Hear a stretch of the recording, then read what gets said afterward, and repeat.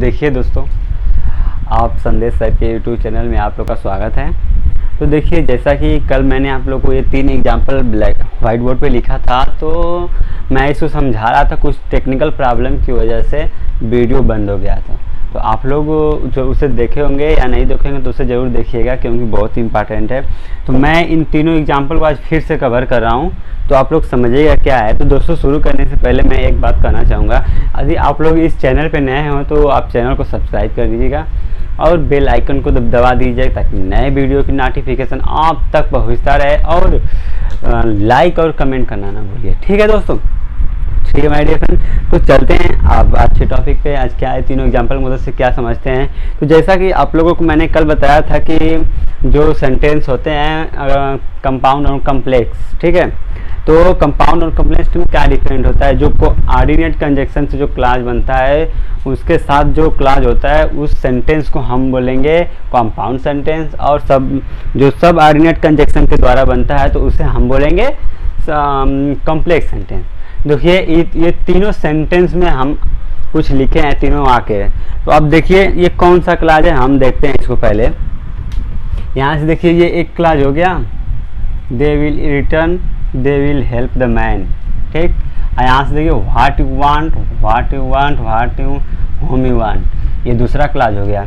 तो क्लास ये दूसरा ये पहला क्लास कैसे हुआ कि आप लोगों को बताया था कि हर एक क्लास का अपना एक सब्जेक्ट और प्रेडिकेट होता है। इसका सब्जेक्ट और प्रेडिकेट है, इसमें सब्जेक्ट और प्रेडिकेट, सब्जेक्ट और प्रेडिकेट, इसमें भी सब्जेक्ट और प्रेडिकेट है कि नहीं है। तो इसी तरह 2 क्लास हो गए। अब देखिए, इसमें तो ये हो गया मेन क्लास, इसमें भी हो गया ये मेन क्लास, इसमें भी ये हो गया मेन क्लास। अब इसमें देखिए ये सबऑर्डिनेट क्लॉज है कि कोऑर्डिनेट क्लॉज। हम डिसीजन इसका इससे लेंगे कि मैंने बताया था कि कोऑर्डिनेट कंजक्शन जो होते हैं वो फैन वाइज होते हैं, ठीक। अब देखिए क्या है, फार हो गया, एंड हो गया, नॉर हो गया, बट हो गया, आर हो गया, येट हो गया, सो हो गया। तो इन कंजक्शन में से क्या ये क्लॉज बना है? नहीं बना। तो ये हमारा जो क्लॉज है तो बताया था कि ये क्या हो जाएगा, ये सबऑर्डिनेट कंजक्शन क्लॉज हो जाएगा, क्योंकि ये सबऑर्डिनेट कंजक्शन से बना है, व्हाट, होम, वेन, यू। अब देखिए, मैंने बताया था कि जो मेन क्लॉज होती है वे इंडिपेंडेंट क्लॉज होती है, और जो कोऑर्डिनेट क्लॉज होती है वो भी इंडिपेंडेंट होती है। बट जो सबऑर्डिनेट क्लॉज होती है वो क्या होती है? वो होती है डिपेंडेंट क्लॉज। तो जब सबऑर्डिनेट क्लॉज डिपेंडेंट होती है, वो किस पे डिपेंडेंट होती है? वो मेन क्लॉज पे होगी, मेन क्लॉज पे होगी, मेन क्लॉज पे होगी, ठीक। तो अब हम ये देखेंगे जो सबऑर्डिनेट क्लॉज है वे मेन क्लॉज में अंदर किस पे डिपेंड करती है। वे वर्ब पे डिपेंड करती है, या वे उस वर्ब के लिए ऑब्जेक्ट का काम करती है, या उस वर्ब का वो एडवर्ब यानी कि विशेषता बदलाती है, वो एडवर्ब का काम करती है, या फिर उसके लिए टाइम का काम करती है। टाइम का मतलब एडजेक्टिव, ठीक। आइए देखते हैं। अब देखिए यहाँ पे ये जो वर्ब है, आप ये लोग देखते होंगे, ये जो वर्ब है ट्रांजिटिव वर्ब होते हैं। अब ट्रांजिटिव वर्ब का अपना ऑब्जेक्ट होता है। तो ऑब्जेक्ट पहचानने का तरीका बताया था कि व्हाट और होम से क्वेश्चन करते हैं ऑब्जेक्ट वर्ब के साथ अपने, ठीक। जिसका व्हाट और होम का जवाब मिलेगा तो वो ट्रांजिटिव वर्ब होगा, जिसका नहीं मिलेगा वो इंट्रांजिटिव वर्ब होगा। और ट्रांजिटिव वर्ब का मतलब उसका अपना ऑब्जेक्ट होगा, इंट्रांजिटिव वर्ब उसका अपना ऑब्जेक्ट नहीं होगा। अब देखिए, they will explain, what will explain, तो इसका जवाब मिला व्हाट यू वांट, जो वो चाहते थे, ठीक। तो इसका ये जवाब मिला, तो इसका ये क्या हो गया? ऑब्जेक्ट हो गया। जब ये इस वर्ब का ये ऑब्जेक्ट हो गया तो ये जो पूरी क्लॉज है इसका ये ऑब्जेक्ट हो गई, ठीक। जब ये ऑब्जेक्ट हो गया तो इसके लिए किस से काम कर रही है? जो ऑब्जेक्ट वही होता है नाउन या प्रोनाउन होगा। यहाँ पे जो काम कर रही है क्या है? नाउन का काम कर रही है। पहला बात ये है कि जो सबऑर्डिनेट क्लॉज होती है वो मेन क्लॉज के लिए, वर्ब के लिए वो नाउन का काम करती है। पहला आप ये समझिएगा, ठीक। अब दूसरा देखिएगा, दूसरा क्या है? They will return when you want, वे लौटेंगे। कब लौटेंगे भाई? जब वो चाहते हैं, ठीक। इसका मतलब ये इस पर डिपेंडेंट है, पहला बात। अब ये जो है ये इंट्रांजिटिव वर्ब, क्योंकि इसका व्हाट और होम का रिप्लाई तो मिल नहीं रहा है। अब इसमें आप देख रहे होंगे जैसा कि इसमें टाइम का डिफरेंस दिया गया है। टाइम का डिफरेंस मतलब व्हेन से जो क्लॉज बनता है वो टाइम क्लॉज होता है, टाइम क्लॉज, ठीक है, टाइम क्लॉज। टाइम क्लास का मतलब ये वर्ब की विशेषता, वर्ब से जो वर्ब की विशेषता बतला रहा है, यानी कि ये क्या हो जाएगा, एडवर्ब ऑफ टाइम, ये एडवर्ब क्लास हो गया। ठीक है, ये एडवर्ब ऑफ टाइम हो गया, यानी एडवर्ब ऑफ टाइम, ये एडवर्ब क्लास हो गया। अब इससे ये मिला कि जो सबऑर्डिनेट क्लास होती है वो नाउन का भी काम करती है और एडवर्ब का भी काम करती है। अब तीसरा देखिए क्या काम करती है। तीसरा देखिए, they will help the man who you want, home you want. ठीक है, अब होम जो आता है, हूँ जो आता है, ये आप लोग जानते होंगे, अपने एंटीसीडेंट के लिए आता है जब भी आता है। ठीक, और एक बात और देखिए, अब ये जो है they will help the man, वह आदमी की सहायता करेगा, होम यू वांट जिसे वो चाहता है, यानी कि ये जो क्लास इस पर डिपेंड कर रहा है वो मैन के लिए डिपेंड कर रहा है, वो मैन की विशेषता बतला रहा है कि वह उसी आदमी की सहायता करे जिसे वो जानता है या चाहता है। ठीक है, तो आइए इसका विशेषता बतला रहा है, यानी कि जो नाउन की विशेषता बतलाता है, नाउन को डिस्क्राइब करता है, वो होता है एडजेक्टिव होता है। यानी कि जो सब ऑर्डिनेट क्लास होता है वो नाउन का भी काम करती है और एडवर्ब का भी काम करती है और साथ ही साथ एडजेक्टिव का भी काम करती है। ठीक है, यही बताना चाह रहा था। जो सब ऑर्डिनेट क्लास होती है वो डिपेंडेंट क्लास होती है और मेन क्लास के ऊपर डिपेंड करती है।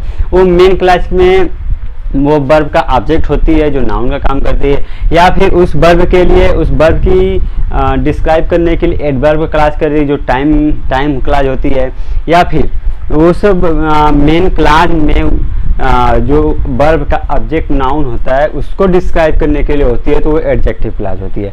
और तीन तरह से सबऑर्डिनेट क्लास मेन वर्ब के ऊपर डिपेंड करती है। ठीक, तो आइए देखते हैं कुछ और टाइप्स होते हैं सेंटेंस के, तो क्या होते हैं देखिए, देखते हैं। तो देखिए मैं पढ़ाऊंगा type of sentence according to the function. ठीक है, देखिए फंक्शन के अकॉर्डिंग सेंटेंस कितने प्रकार का होता है यहाँ पे आप लोग को पढ़ना है। अच्छा देखिए, पहला होता है असर्टिव सेंटेंस, दूसरा होता है इंट्रोगेटिव सेंटेंस, तीसरा होता है इम्परेटिव सेंटेंस, चौथा होता है एक्सक्लेमेटरी सेंटेंस और पांचवा होता है ऑप्टेटिव सेंटेंस। ठीक है, अब देखिए असर्टिव सेंटेंस होते क्या है, किन्हें कहते हैं, आप लोग को बताता हूँ। देखिए जो असर्टिव सेंटेंस होते हैं वो एक स्टेटमेंट होते हैं। स्टेटमेंट का मतलब समझ रहे हो आप लोग, जैसे मैंने किसी बात को इस सिंपल तरीके से बात करते हैं कि मैं ये चीज़ पसंद करता हूँ, मैं ये काम करता हूँ, मुझे ये चीज़ नहीं अच्छा लगता है, ये मेरा ये एक स्टेटमेंट है। मैं किसी से ना पूछ रहा हूँ, मैं किसी से ना कुछ समझ रहा हूँ, मैं अपना मतलब बात एक कर रहा हूँ, बात करने का तरीका वो होता है स्टेटमेंट। जैसे देखिए ये स्टेटमेंट दो तरह से होता है, एक अफर्मेटिव होता है, एक निगेटिव होता है। ठीक, कुछ लोग तो असर्टिव और अफर्मेटिव एक ही बोलते हैं, बट ऐसा नहीं है। जब असर्टिव बोलेंगे तो इसमें अफर्मेटिव निगेटिव दोनों आ जाता है, जब अफर्मेटिव बोलेंगे तो केवल अफर्मेटिव आता है। ठीक है, समझिएगा इसको डिफरेंस क्या होता है अफर्मेटिव और असर्टिव में। अब देखिए एग्जाम्पल में, जैसे पहला एग्जाम्पल क्या लिखा गया है, पहला एग्जाम्पल लिखा गया है आई लाइक टी और आई डोंट लाइक टी, यानी ये अफर्मेटिव हो गया आई लाइक टी, ये निगेटिव है आई डोंट लाइक टी। इसमें नॉट का प्रयोग किया गया है कि नहीं किया गया है, किया गया है, इसलिए इसको बोलेंगे निगेटिव, इसलिए बोलेंगे affirmative. I like T, I don't like T, ये एक स्टेटमेंट है, इसीलिए इसको बोलते हैं असर्टिव सेंटेंस। ठीक, अब आते हैं दूसरा नंबर पे। दूसरा नंबर क्या आप लोगों का, दूसरा नंबर आप लोगों का इंट्रोगेटिव। अब देखिए इंट्रोगेटिव क्या होता है। इंट्रोगेटिव मतलब जैसे मैं किसी से नहीं क्वेश्चन करते हैं, क्या तुम खेलते हो, क्या तुम क्रिकेट खेलते हो, क्या तुम वहाँ जाते हो, तुम्हारे पास ये चीज़ है कि नहीं है। ठीक है, अब देखिए जैसे ये क्वेश्चन होते हैं, बताया ना आप लोग, इंट्रोगेटिव जो होता है इसमें क्वेश्चन पूछे जाते हैं। इंट्रोगेटिव सेंटेंस में वो क्वेश्चन टाइप होता है, इसके लास्ट में ये इस प्रकार का मार्क, क्वेश्चन वर्ड का ये मार्क लगा रहता है। ठीक है, अब देखिए अब ये भी दो तरह से होते हैं, एक होता है क्वेश्चन वर्ड टाइप, एक होता है यस नो टाइप। ये जो क्वेश्चन वर्ड टाइप होता है और ये यस नो टाइप होता है, इसका हमें जो आंसर मिलता है वो डिटेल्ड आंसर होता है।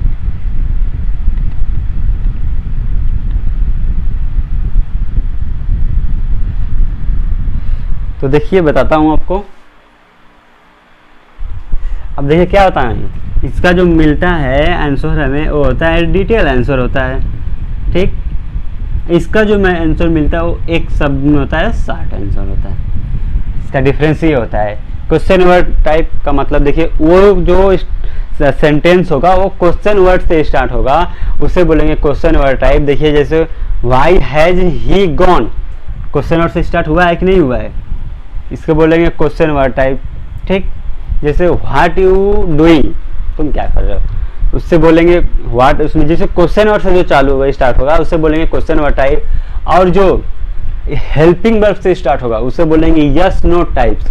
हेल्पिंग वर्ब का मतलब होता है उसका आंसर हमें शॉर्ट में मिलता है, क्वेश्चन वर्ड टाइप का होता है जिसका आंसर हमें डिटेल में मिलता है। जैसे हैज ही ज्ञान, क्या तुम हुआ, क्या हुआ, गया, अब गया कि नहीं गया उसका हाँ या नहीं बस आंसर देना रहता है, यस या नो में, बस उसी को बोलते हैं यस नो टाइप्स, जिसकी शुरुआत हमेशा हेल्पिंग वर्ब से होती है। जो क्वेश्चन वर्ड टाइप्स उसके शुरुआत हमेशा क्वेश्चन जैसे व्हाट, होम, वाई, हाउ इत्यादि इसका मतलब सेंटेंस ही स्टार्ट होता है। ठीक, आप लोग समझ गए होंगे जहाँ तक मेरा उम्मीद है। अब तीसरे वाले पाइए, तीसरा सेंटेंस देखिए क्या होता है, एक फंक्शन के अकॉर्डिंग तीसरा होता है इम्परेटिव सेंटेंस। अब देखिए इम्परेटिव सेंटेंस क्या होता है, बात ये रह गई इम्परेटिव सेंटेंस क्या होता है, कैसे पहचानेंगे इम्परेटिव सेंटेंस। अब देखिए इम्परेटिव सेंटेंस में जैसे इसमें डायरेक्ट ऑर्डर किया गया होगा, रिक्वेस्ट किया गया होगा, एडवाइस किया गया होगा। जिस सेंटेंस में डायरेक्ट ऑर्डर, रिक्वेस्ट, एडवाइस पाया जाता है उस को बोलेंगे हम इम्परेटिव सेंटेंस बोलेंगे। ठीक है, अब जैसे एग्जांपल देखिए गो होम नाउ, अब ये ऑर्डर भी हो सकता है और एडवाइस भी, एडवाइस तो नहीं होगा, रिक्वेस्ट भी हो सकता है। अब वो अपने फीलिंग के ऊपर मैं क्या कहता हूँ, ऐसा ज़्यादातर ये ऑर्डर ही होगा। गो होम नाउ मतलब किसी को ऑर्डर दे रहे हैं, हमेशा किसी को क्या, सामने वाले पर्सन को ऑर्डर दे रहे हैं। और एक बात देखिए, हम जब भी किसी को ऑर्डर, रिक्वेस्ट, एडवाइस करते हैं वो हमेशा अपने सामने वाले को पर्सन करेंगे, जो सेकेंड पर्सन होता है वो सब्जेक्ट होता है, वो यू होता है। ठीक, इसीलिए इसका सब्जेक्ट यू जो होता है इस सेंटेंस में हाइड होता है, हमेशा अंडरस्टूड होता है, इससे बोला और लिखा पढ़ा नहीं जाता है। क्यों बोला लिखा नहीं पढ़ा जाता है, क्योंकि हम जब भी ऑर्डर, रिक्वेस्ट, एडवाइस करेंगे तो सामने वाले ही पर्सन से करेंगे। ठीक है, सेकेंड पर्सन से ही करेंगे, इसीलिए इसका सब्जेक्ट हमेशा यू हाइड होता है यहाँ पे। ठीक, अब आइए एक्सक्लेमेटरी सेंटेंस क्या होता है। अब देखिए एक्सक्लेमेटरी सेंटेंस क्या होता है, जैसे देखिए sudden expression of feeling of Joy, सारो, सरप्राइज। ठीक, हमारे अंदर का जो अचानक उत्पन्न होने वाली जो भावनाएं होती हैं, जैसे नहीं बोलते हैं वह मैच जीत जाता है, यानी हमको आशा नहीं है कि वह मैच जीतेगा लेकिन जीत गया, ओह मैच जीत गया। ठीक, अब जैसे कोई एक्सीडेंट हो गया तो सारो हो जाएंगे। ठीक, और इसे सरप्राइज होंगे, जैसे कोई आप काम नहीं जानते हैं और अचानक उस काम को आप करते करते करते कर दिए तो उसमें सरप्राइज होंगे, अरे ये तुम काम मैंने कर दिया। उसी तरह जो सडन एक्सप्रेशन, जो अचानक उत्पन्न होने वाली जो फीलिंग होती है, जैसे जॉय हो गया, जैसे जॉय हो गया, सारो हो गया, सरप्राइज हो गया, इस तरह की अगर सेंटेंस में जो रहेंगे वर्ड, ठीक, तो उनको सेंटेंस को बोलेंगे एक्सक्लेमेटरी सेंटेंस। ठीक है, इसमें देखिए इंटरजेक्शन का बोध होता है, जैसे ओ, लास्ट, हाउ, इसमें इन सब का बोध होता है एक्सक्लेमेटरी सेंटेंस में। ठीक है, ये जरूर रहते हैं, इसको पहचानते हैं कि एक्सक्लेमेटरी सेंटेंस। अब बात आ गई ऑप्टेटिव सेंटेंस की। ऑप्टेटिव सेंटेंस होता है क्या है, देखिए ऑप्टेटिव सेंटेंस वो सेंटेंस होते हैं जिसमें ब्लेसिंग होता है, विशेष होता है, ग्रीटिंग होता है, इस तरह की जिसमें वर्ड आए रहते हैं उसे बोलेंगे ऑप्टेटिव सेंटेंस बोलेंगे। जैसा कि आप लोग के सामने एग्जांपल लिखा गया है, यू आर वेलकम। ठीक है, कोई व्यक्ति आया मेरे सामने, बहुत दिन बाद आ रहा है, तो मैंने कहेंगे कि आपका स्वागत है मेरे घर में। ठीक है, तो इस तरह के जो वाक्य होते हैं ऑप्टेटिव होते हैं। जैसा कि हम किसी को वरदान है, भगवान आपकी इच्छा पूरा करें। ठीक है, तो ये ऑप्टेटिव सेंटेंस हो गया। जिसे किसी को हम श्राप दे रहे हैं वो भी ऑप्टेटिव सेंटेंस हो गया है, तुम नर्क में जाओगे साले, जैसे सॉरी बुरा मत मानिएगा। तो इस तरह के जो सेंटेंस होते हैं वो ऑप्टेटिव सेंटेंस है, जिसमें ब्लेसिंग आया, उससे आया, ग्रीटिंग आया होगा। ठीक है, तो उससे ऑप्टेटिव सेंटेंस बोलेंगे। अब देखिए अगला, अब देखिए समझिए कि फ्रेज क्या होता है, व्हाट इज फ्रेज। आप लोग के सामने 4 एग्जाम्पल दिया गया है और 4 एग्जाम्पल में समझिए कि फ्रेज होता क्या है। ठीक है, देखिए पहला एग्जाम्पल क्या लिखा गया है, they went home after the match was over. अब देखिए दे वेंट होम, ये क्या हो गया, सब्जेक्ट हो गया, वेंट होम क्या हो गया, इसका प्रेडिकेट हो गया। ठीक, अब देखिए ये after the match watch over, ये कंजक्शन हो गया मेरा, ये फिर सब्जेक्ट हो गया, ये फिर प्रेडिकेट हो गया। अब देखिए ये कंजक्शन से लेके ये जो पार्ट होता है इसको बताया था कि ये या तो सब ऑर्डिनेट क्लॉज होगा या तो कोऑर्डिनेट क्लॉज होगा। ये सब ऑर्डिनेट कंजक्शन है, कौन सा क्लॉज होगा, सब ऑर्डिनेट क्लॉज होगा। ये कौन सा क्लॉज हो गया आपका, सब ऑर्डिनेट क्लॉज। ठीक, अब इसमें देखिए दे होम, ये कौन सा क्लॉज हो गया, ये मेन क्लॉज हो गया। ठीक है, जैसे कि ये क्लॉज है उसी तरह एक फ्रेज भी होता है। अब फ्रेज क्या होता है उससे समझिए। जैसे ये कंजक्शन और मतलब कंजक्शन के साथ जो जुड़ के बनता है वो होता है आपका क्लॉज होता है। कंजक्शन का यदि दूसरा सेंटेंस हो जिसका अपना सब्जेक्ट और प्रेडिकेट दोनों हो तो वो सब ऑर्डिनेट क्लॉज कहे जाएंगे। यदि अब देखिए इस एग्जांपल में देखिए क्या लिखा गया, they went home after the match. ठीक, अब ये आफ्टर के बाद द मैच वॉच ओवर जिसका सब्जेक्ट और प्रेडिकेट दोनों, इसे मैं क्लॉज बोल दिया हूँ। अब देखिए आफ्टर द मैच, आफ्टर के बाद जब ये खाली वर्ड है, नाउन है, ठीक है, तो ये क्या हो गया, प्रीपोजिशन। अब देखिए जो कंजक्शन होता है वो एक क्लॉज को जोड़ता है, जो प्रीपोजिशन होता है वो दो वर्ड नाउन या प्रोनाउन होते हैं जिनको वो जोड़ता है। ठीक है, ये प्रीपोजिशन है, जो प्रीपोजिशन के बाद जो वर्ड लिखा जाएगा वो प्रीपोजिशन का ऑब्जेक्ट कहा जाता है, जो अपने आने वाले पहले से उससे कनेक्ट करता है। ठीक है, तो यही डिफरेंस होता है कंजक्शन और प्रीपोजिशन में। जो कंजक्शन होता है क्लॉज को जोड़ता है, जो प्रीपोजिशन है वो फ्रेज को जोड़ता है। अब देखिए जैसे एक मान लीजिए आफ्टर क्या है, यहाँ पे कंजक्शन या प्रीपोजिशन है। कंजक्शन रहता है इसका सब्जेक्ट और प्रेडिकेट अपना दोनों रहता है, जो कि है नहीं। यहाँ पे ये क्या हो गया, प्रीपोजिशन हो गया। अब जब भी प्रीपोजिशन आता है तो प्रीपोजिशन उसका ऑब्जेक्ट, उसका प्लस उसका ऑब्जेक्ट होता है। प्रीपोजिशन हमेशा उसका ऑब्जेक्ट आता है। अब ये दोनों मिलकर एक फ्रेज का निर्माण करते हैं। ठीक है, ये दोनों मिलकर एक फ्रेज का निर्माण करते हैं जिन्हें हम फ्रेज बोलते हैं। जो प्रीपोजिशन प्लस ऑब्जेक्ट होता है, उस जो होता है जो जिसका निर्माण करते हैं मिलकर, उसे हम फ्रेज बोलते हैं। वो फ्रेज या तो एडजेक्टिव फ्रेज होता है या तो एडवर्ब फ्रेज होगा। ठीक है, अब यहाँ पे देखिए ये एडजेक्टिव फ्रेज होता है कि एडवर्ब फ्रेज होता है, आप लोग डिसाइड करिएगा। After the match, they went home after the match. देखिए दे वेंट होम, वो घर गए, कब गए, आफ्टर द मैच, यानी मैच खत्म होने के बाद गए। यानी कि जो इसमें जो ये आफ्टर द मैच लिखा है ये व्हेन का रिप्लाई है, और व्हेन का रिप्लाई जो हमें मिलता है वो टाइम क्लॉज होती है। टाइम क्लॉज का मतलब वो एडवर्ब क्लॉज हो गई। यहाँ पे टाइम का रिप्लाई टाइम क्लॉज हो गया, टाइम क्लॉज का मतलब एडवर्ब क्लॉज हो गई आपका। ठीक है, जो एक फ्रेज होता है, फ्रेज का मतलब होता है कोई ऐसा वर्ड का ग्रुप।